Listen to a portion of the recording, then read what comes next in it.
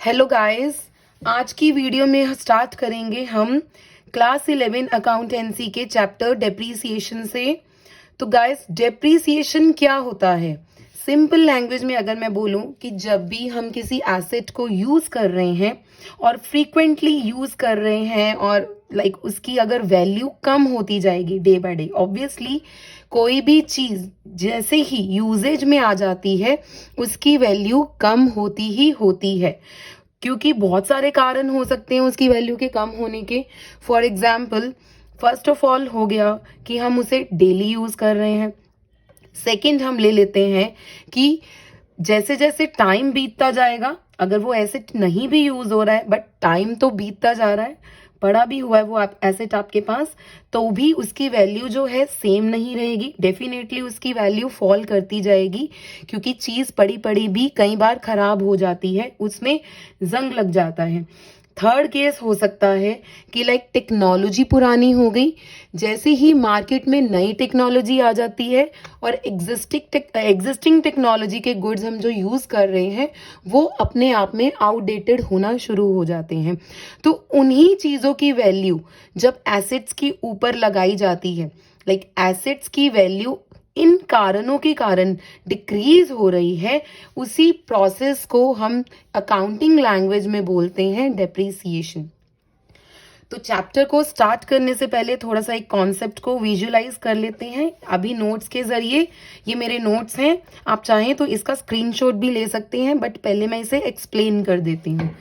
Friends, depreciation means reduction in the value of assets due to its wear and tear, obsolescence, that means outdated technology, and with the affluction of time. Affluction of time का मतलब है with passing time, definitely the value of the assets will decrease. Due to its wear and tear का मतलब है कि जैसे जैसे हम एक एसेट को यूज करते जाएंगे, wear and tear, उसे यूज करते जाएंगे, उसकी वैल्यू डेफिनेटली फॉल होती जाएगी। ऑब्सोलिसेंस मीन्स कि टेक्नोलॉजी के नई टेक्नोलॉजी की आने की वजह से हमारी ऑलरेडी एग्जिस्टिंग टेक्नोलॉजी जो है वो आउटडेटेड होती जा रही है, और जैसे ही टेक्नोलॉजी आउटडेटेड होगी कोई भी पर्सन हमारे गुड्स खरीदना पसंद नहीं करेगा उस टेक्नोलॉजी से बने हुए। तो डेफिनेटली वहाँ क्या होगा, वहाँ ऑब्वियसली हमारा एसेट जो है उसकी वैल्यू डिक्रीज होती जाएगी। देन आ जाता है third reason, that is effluxion of time. Effluxion of time का मतलब है कि अगर सब कुछ सही हो रहा है, everything is going right, but still time pass हो रहा है, जैसे जैसे समय बीतता जा रहा है चीज पुरानी हो रही है पड़ी पड़ी भी, तो उसके कारण भी हमारे एसेट की वैल्यू जो है फॉल हो रही है। फॉर एग्जाम्पल, इसे मैं एग्जाम्पल दे के समझाती हूँ। आपके पास कोई मोबाइल फोन है, आप एक मोबाइल फोन परचेज करके लाए हैं, बट अभी तक आपने वो मोबाइल फोन का बॉक्स भी ओपन नहीं किया, एज इट इज ला के अपने घर में रख दिया। अब क्या होगा? अब आप उसे 1 मंथ यूज नहीं कर रहे हैं, 2 मंथ्स यूज नहीं कर रहे हैं, या सपोज मैं कह रही हूँ 6 मंथ्स तक आप उसे यूज नहीं कर रहे हैं, स्टिल अब आप उसे 6 मंथ्स तक बंद पड़ा है, तो ये तो नहीं है कि उसकी वैल्यू, मार्केट वैल्यू सेम रहेगी, क्योंकि मार्केट में उस प्रोडक्ट की वैल्यू तो चेंज हो गई होगी ना, टेक्नोलॉजी के कारण नए फीचर्स आ गए होंगे सेम उसी मॉडल में, या नया मॉडल अपडेट हो गया होगा उसी ब्रांड का, उसी कंपनी ने नया एक और मोबाइल निकाल दिया होगा, तो सेम मोबाइल कौन खरीदेगा? कोई भी नहीं। ऑब्वियसली हर एक की डिमांड होगी कि हम मार्केट से न्यू अपडेटेड वर्जन ही परचेज करें, तो ऑन दैट बेसिस भी नई चीज पड़ी पड़ी डेप्रिशिएट होती है इन मैनी केसेस। आगे चलते हैं। It is written here, depreciation is gradual and permanent decrease in the value of an asset from any cause. क्या कह रहे हैं? ग्रेजुअल। ग्रेजुअल का मतलब है कि धीरे धीरे, और एक परमानेंट जब वैल्यू के अंदर फॉल आना शुरू हो जाता है, एसेट्स की वैल्यू के अंदर एक स्थिर तौर पे फॉल आना शुरू हो जाता है कई कारणों की वजह से, that process is called as the depreciation.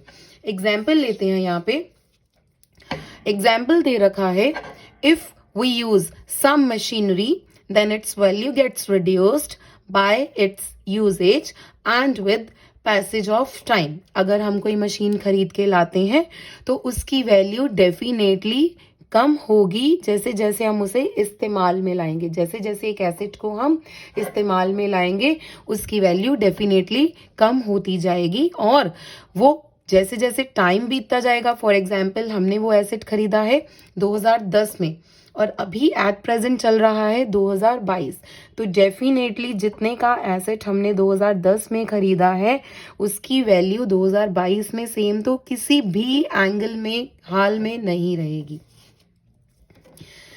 Next चलते हैं हम टेक्नोलॉजी एस्पेक्ट से भी एक एग्जाम्पल को स्टडी कर लेते हैं।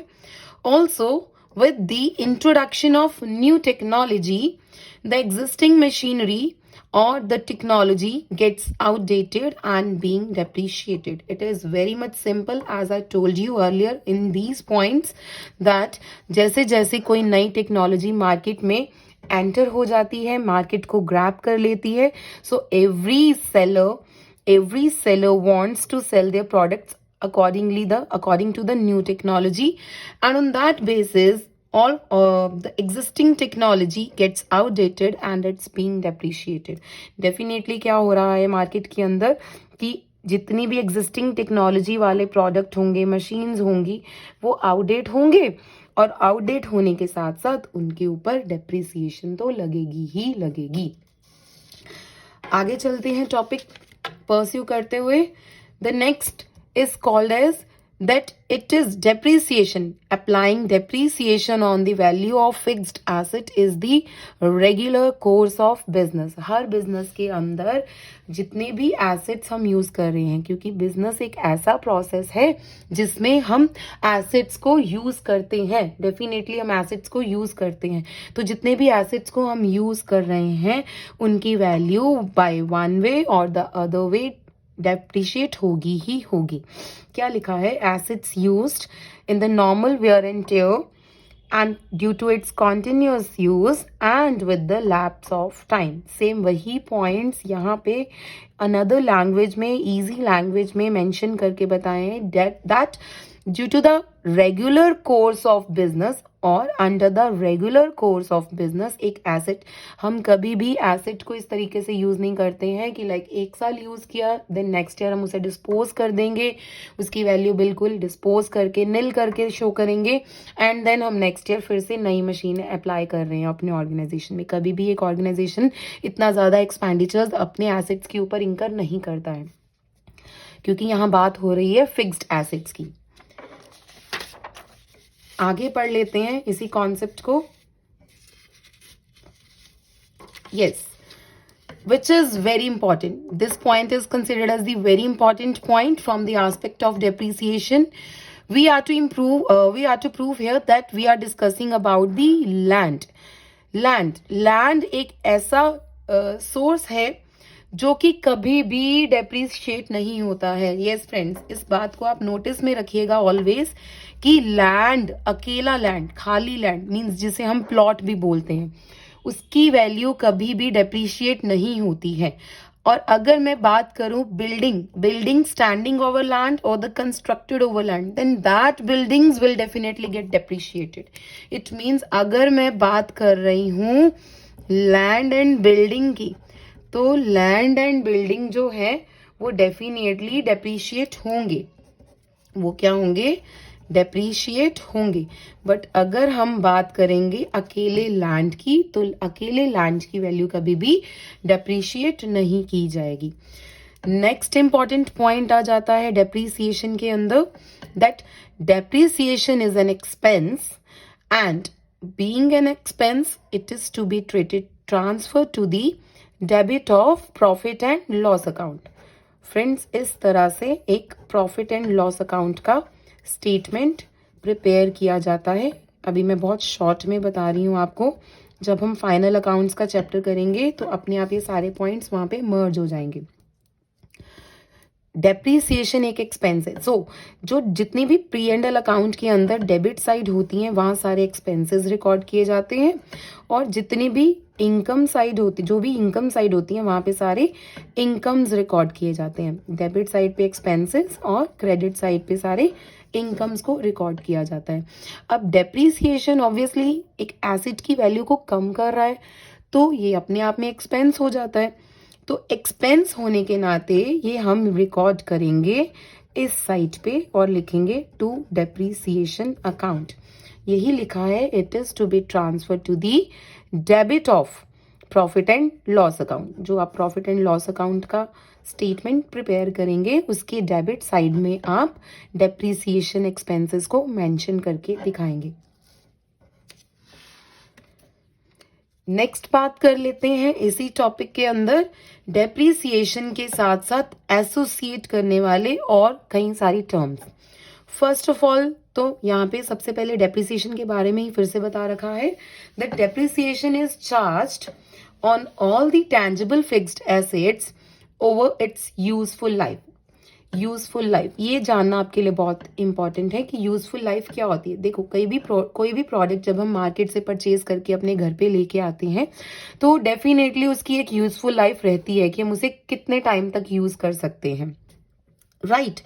सो useful life means the actual life span of an asset for which it is to be used. हम उसे कितनी देर तक यूज कर सकते हैं, उसका एक लाइफ स्पैन कितना रहेगा। एक 5 साल कह सकते हैं या 8 साल या 10 साल या ले लो कि 20 साल तक एक एसेट की लाइफ है। उसके बाद क्या है, वो डैमेज हो जाएगा क्योंकि 20 साल एक चीज आपको अपना बेनिफिट दे रही है, तो उसके बाद एक टाइम तो आएगा कि उसका लाइफ जो है स्पैन जो है वो खत्म हो रहा है, क्योंकि हम ह्यूमन बींग्स का भी एक लाइफ स्पैन लिमिटेड ही रहता है। हर चीज की एक एक्सपायरी डेट डेफिनेटली होती ही होती है। तो यूजफुल लाइफ से मतलब है कि एक एसेट का जितना भी लाइफ स्पैन होगा वो उसके बेसिस पे ही डेप्रिसिएशन जो है हम रिकॉर्ड करते हैं बुक्स ऑफ अकाउंट्स के अंदर। दूसरी इंपॉर्टेंट टर्म आ जाती है डिप्लीशन। अब डिप्लीशन वर्ड हम कहाँ यूज करते हैं। डिप्लीशन नाम से क्लियर हो रहा होगा कि किसी भी चीज की वैल्यू जब घट रही है। अब वो कौन सी चीज है जिसकी वैल्यू घट रही है। Decrease in the value of mines. Mines means खाने। ऑयल वेल्स मीन्स जहां से ऑयल के जो कुएं होते हैं जहां से तेल निकाला जाता है कुओं से, उनको जितना जितना आप यूज करते जाएंगे, जितना जितना हम इन चीजों को यूज करते जाएंगे इनकी वैल्यू डिक्रीज हो रही है, तो इस प्रोसेस को बोलते हैं depletion. When minerals are extracted from mines, the mineral values gets exhausted. Exhausted means खत्म होती जाएंगी धीरे धीरे। Such a gradual means धीरे धीरे, such a gradual exhaustion of asset is called as the depletion. तो depletion term हम use करेंगे जब माइंस या ऑयल वेल्स या फिर जितने भी मिनरल्स हम एक्सट्रैक्ट कर रहे हैं, मींस हम बेसिकली बात कर रहे हैं नेचुरल रिसोर्सेज की। जितना भी नेचुरल रिसोर्सेज आप एक्सट्रैक्ट कर रहे हैं उसकी वैल्यूज को यूटिलाइज कर रहे हैं, देन डेफिनेटली एक टाइम आता है जब उसकी पूरी वैल्यूज एग्जॉस्ट हो जाते हैं, तो उस प्रोसेस को हम बोलेंगे डिप्लीशन।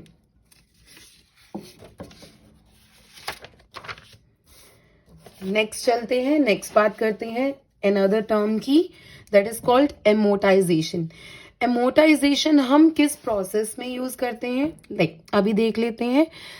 कुछ एसेट्स होते हैं जो कि इनटैंजिबल टाइप के होते हैं। इनटैंजिबल एसेट्स वो एसेट्स होते हैं जिन्हें ना तो हम देख सकते हैं, ना तो हम छू सकते हैं, ना ही हम उन्हें महसूस कर सकते हैं, but only can be felt. Yes, हम ये बोल सकते हैं कि हम उन्हें महसूस कर सकते हैं, और यही उनकी सबसे बड़ी स्ट्रेंथ है कि हम उन्हें महसूस कर सकते हैं। When the value of intangible assets are reduced, value of intangible assets. अब इनटैंजिबल एसेट्स कौन से, which can never be seen, which can never be touched, but can only be felt. कौन से होते हैं ऐसे assets, like for example patents. Patents क्या होता है, पेटेंट होता है कि लाइक अगर हम कोई भी प्रोडक्ट इनोवेट करते हैं, अपने यूनिक आइडिया से हम कोई भी प्रोडक्ट मार्केट के अंदर इनोवेट करते हैं, तो सबसे पहले हमें ये डर रहता है कि मेरा वो आइडिया चोरी ना हो जाए। ठीक है, तो मैं क्या करवा लूँ, इसके पेटेंट्स करवा लूँ। अब पेटेंट्स क्या है, एक फॉर्म में होगा, एक आप उसकी फीस पे करते हैं, आपको गवर्नमेंट एक ऑथराइजेशन और फॉर्म प्रोवाइड कर देती है जिसके ऊपर कि आपके प्रोडक्ट की डिटेल्स वगैरह रहती है, आपकी इनोवेशन यूनिक आइडियाज़ की डिटेल्स रहती है कि ये चीज़ मेरी पेटेंटेड है, इसके ऊपर कोई कंट्रोल किसी और का नहीं है, ना ही ये चीज़ कोई और चुरा सकता है। अगर ऐसा कुछ होता है तो आप उस पर्सन के अगेंस्ट लीगल एक्शन ले सकते हैं। दूसरी टर्म आ जाती है कॉपीराइट्स। कॉपीराइट्स क्या होता है? कॉपीराइट्स हम लेते हैं नॉर्मली अपने लिटरेसी वर्क के ऊपर, अपने आर्टिस्टिक वर्क के ऊपर और ड्रामेटिक वर्क्स के ऊपर। लिटरेसी वर्क्स यानी कि वो सारा काम जो हम लिख के मेंशन करते हैं। से फॉर एग्जांपल ये मेरे नोट्स हैं, मैं चाहती हूँ ये मेरे सेम नोट्स, मेरा कंटेंट कोई और कॉपी ना कर ले, तो मैं क्या करवाऊंगी? मुझे डर है कि कोई और चोरी कर सकता है या कॉपी कर सकता है।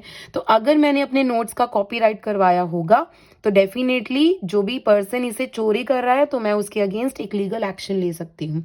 ड्रामेटिक वर्क आता है कि जितने भी हमारी बॉलीवुड मूवीज बन रही हैं, ड्रामा सीरियल्स बन रहे हैं, जो भी उनके अंदर स्क्रिप्ट्स रहती हैं, कंटेंट रहता है, वो कंटेंट और स्क्रिप्ट्स और डायलॉग्स कोई और चोरी ना कर ले तो उनके भी कॉपीराइट्स करवाए जाते हैं। थर्ड आ जाता है आर्टिस्टिक वर्क। आर्टिस्टिक वर्क कौन सा वर्क होता है? आर्टिस्टिक वर्क वो रहता है जिसमें कि एक कलाकार अपनी कला दिखा रहा है। अब कला तो कई चीज़ों से दिखाई जा सकती है। फॉर एग्जांपल कोई सिंगिंग में मशहूर है, किसी को डांसिंग अच्छी लगती है, किसी को गिटार बजाना पसंद है, किसी ने कोई गाने के लिरिक्स बनाए हैं, धुन बनाई है, तो इन चीज़ों को हम कॉपीराइट्स करवा के अपने कंटेंट को प्रोटेक्ट करके ही यूज़ करना सही समझते हैं। तो ऑब्वियसली ये चीज़ें जो हैं कभी भी देखी नहीं जा सकती, बट हाँ इनका एक रेलिवेंस बहुत ज़्यादा रहता है फ्रेंड्स। देन आ जाता है हमारे पास ट्रेडमार्क्स। ट्रेडमार्क्स क्या होते हैं सर? ट्रेडमार्क्स होते हैं कि किसी भी प्रोडक्ट का एक इनोवेशन सिंबल। अब ये इनोवेशन सिंबल मैंने किसका लिया है? नाइकी का। अनदर इनोवेशन सिंबल लेते हैं, अनदर इनोवेशन सिंबल जिससे कि आप सब वेल एक्वेंटेड हैं। अब ये इनोवेशन सिंबल है एप्पल का। तो एप्पल का ट्रेडमार्क से क्लियर हो जाती हैं कई चीज़ें कि किस कंपनी या ब्रांड की हम बात कर रहे हैं। तो ट्रेडमार्क के अंदर कंपनी का लोगो आ जाता है, सिंबल आ जाता है, वर्ड्स आ जाते हैं, डिज़ाइनिंग आ जाती है। इन सब के ऊपर हमें ट्रेडमार्क जो है परचेज करना पड़ता है, एक ऑथराइजेशन गवर्नमेंट से लेनी पड़ती है कि ये logo, design, name, symbol, colour, shape ये सारी मेरी कंपनी के हैं, मैंने डिराइव किए हैं। पेटेंट के भी ट्रेडमार्क्स करवाए जाते हैं। तो ये मेरे गुड्स हैं, इसे कोई भी मेरे कंटेंट को कोई भी यूज़ ना कर पाए, इसीलिए मेरे को ट्रेडमार्क चाहिए। देन गुडविल क्या होती है? गुडविल होती है जो भी इमेज और एक रिस्पेक्ट और एक रेप्यूटेशन आपने मार्केट के अंदर क्रिएट की होती है, उसे हम बोलते हैं गुडविल। अब गुडविल क्या है? एक ऐसी चीज़ जिसे हम महसूस कर सकते हैं, क्योंकि इमेज और रेप्यूटेशन तो वैल्यू तो हम महसूस ही कर सकते हैं, किसी से खरीद नहीं सकते, किसी को बेच नहीं सकते। बट इस कंपनी की गुडविल की बात करूं तो हम गुडविल कैसे खरीदते हैं? अगर हम किसी भी कंपनी को टेक ओवर कर रहे हैं, अब वो कंपनी काफ़ी अच्छा बिजनेस कर रही है मार्केट में, हम उस कंपनी को कर रहे हैं टेक ओवर, तो उस केस में हम बोल सकते हैं कि हम इस कंपनी की गुडविल जो है वो परचेज कर रहे हैं। तो ये टर्म थी अमोर्टाइजेशन। जब इन सब चीज़ों की वैल्यू कम हो रही होती है उसके लिए हम वर्ड यूज करेंगे अमोर्टाइजेशन। नेक्स्ट आ जाता है fluctuation. So friends, fluctuation simply हम इंग्लिश वर्ड से रिलेट करते हुए स्टडी करेंगे। फ्लक्चुएशन मीन्स की changes in the value, basic changes in the value, that is called the book value of the asset is something else and the market value is that value which changes day and night. एक product की market value वो value होती है जो उसकी market के ऊपर depend करती है। जो भी प्रोडक्ट की मार्केट में रेपुटेशन होगा, जितना भी एक प्रोडक्ट का मार्केट स्किल्स होगा, जितनी हाई वैल्यू पे वो प्रोडक्ट मार्केट के अंदर सेल हो रहा है, वही उसकी मार्केट की वैल्यू बन जाती है। बट फ्रेंड, यहाँ पे एक नोटिस करने वाली बात है कि हम अपने फिक्स्ड एसेट्स को अपनी कंपनी की बुक्स ऑफ अकाउंट्स में सिर्फ और सिर्फ बुक वैल्यू पे ही रिकॉर्ड करते हैं, ना कि मार्केट वैल्यू पे, क्योंकि मार्केट वैल्यू वो वैल्यू होती है जो दिन रात चेंज होती है, बट बुक वैल्यू वो वैल्यू होती है जो सेम रहती है, जिसे हम अनदर लैंग्वेज में हिस्टोरिकल कॉस्ट भी बोलते हैं एक प्रोडक्ट की। So fluctuated value that is called market value which is not to be recorded in the books of account. Only the book value, that is original cost of fixed assets, are to be considered only. कैसे होती है वो, क्या record करेंगे आप balance sheet के अंदर, यहाँ से समझ लेते हैं. जो भी आपके प्रोडक्ट की ओरिजिनल कॉस्ट यानी कि बुक वैल्यू के बारे में बात हो रही है. बुक वैल्यू वो वैल्यू होती है जिस वैल्यू पे हम प्रोडक्ट को खरीद के लेके आए थे और उसे यूज कर रहे हैं. अब बुक वैल्यू, सपोज मैंने जैसे पहले एग्जांपल लिया था कि मेरा एक एसेट है जो कि मैंने 2010 में खरीदा था. अब 2010 के अंदर जो मैंने एसेट खरीदा था, इट मीन्स मैं अपनी कंपनी की बुक्स ऑफ अकाउंट्स के अंदर वो उसी वैल्यू को जो 2010 में जितने पे खरीदा था उसे रिकॉर्ड करूंगी, तो वही मेरी रहेगी बुक वैल्यू. अब हर साल मेरी कंपनी का जो मेरा एसेट है उसकी वैल्यू हो रही है डेप्रिसिएट. अब जितनी भी वैल्यू डेप्रिसिएट होगी मैं उसे हर साल रिकॉर्ड करती जाऊंगी और मेरा फॉर्मूला रहेगा original cost of asset minus depreciation. Then the leftover value is called as the value after depreciation. ये एक बहुत ही सिंपल सा प्रोसेस मैंने बताया है कि एक्चुअली डेप्रिसिएशन का यूटिलाइजेशन कैसे होगा. अभी बहुत सारी चीज़ें हैं जो हम डिस्कस करेंगे, बहुत सारे मैथड्स, कई तरह के मैथड्स हैं जिनके थ्रू हम डेप्रिसिएशन को कैलकुलेट करना सीखेंगे, डेप्रिसिएशन की एंट्रीज रिकॉर्ड करना सीखेंगे.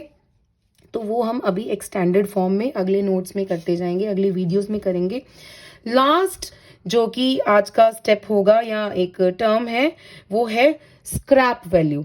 अब स्क्रैप वैल्यू क्या होती है? स्क्रैप वैल्यू वो वैल्यू होती है जो कि बिल्कुल ही लेफ्ट ओवर होती है.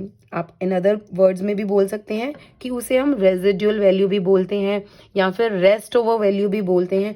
तो scrap value is calculated at the end of its useful life.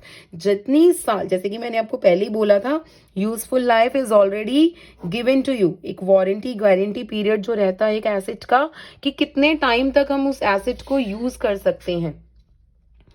Fine. तो उस एसेट की जितने भी लास्ट वैल्यू होगी, लास्ट यूजफुल लाइफ होगा, तब तक हम उसकी जो वैल्यू डिराइव करते जाएंगे डेप्रिसिएशन लगाने के बाद. फाइनल जो रह जाएगी, बची कुची वैल्यू जो रह जाएगी, उसे हम बोलते हैं रेजिडुअल वैल्यू. तो इसे कैसे मेंशन किया जाता है? लाइक जो भी हमारा कॉस्ट होगा, जितने पे हमने एक एसेट को इनिशियली परचेज किया है, जिस भी साल में परचेज किया. सपोज मैंने एक एसेट परचेज किया था 2 लाख का, ठीक है. अब 2 लाख का एसेट मैंने 2010 में परचेज किया था.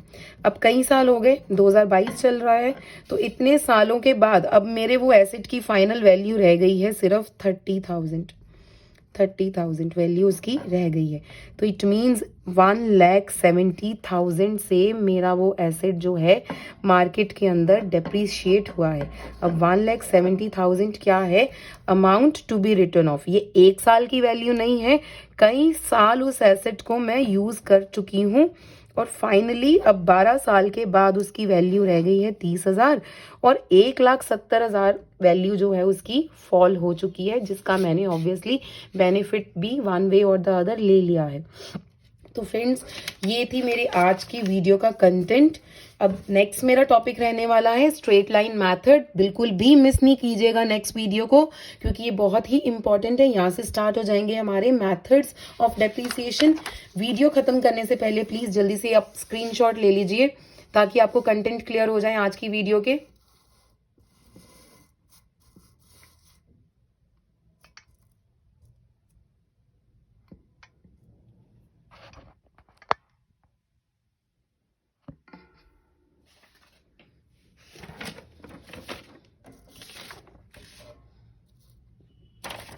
स्क्रीनशॉट ले लीजिए फ्रेंड्स.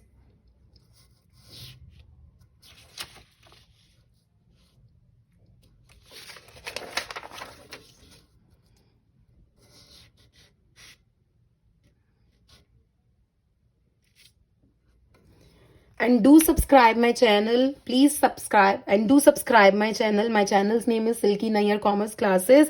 ऐसी ही अमेजिंग टिप्स एंड नोट्स लेने के लिए, जानकारी लेने के लिए, इन्फॉर्मेशन कलेक्ट करने के लिए प्लीज मेरे चैनल को सब्सक्राइब कीजिए. मेरी वीडियोस को लाइक एंड शेयर जरूर कीजिएगा. Thank you so much.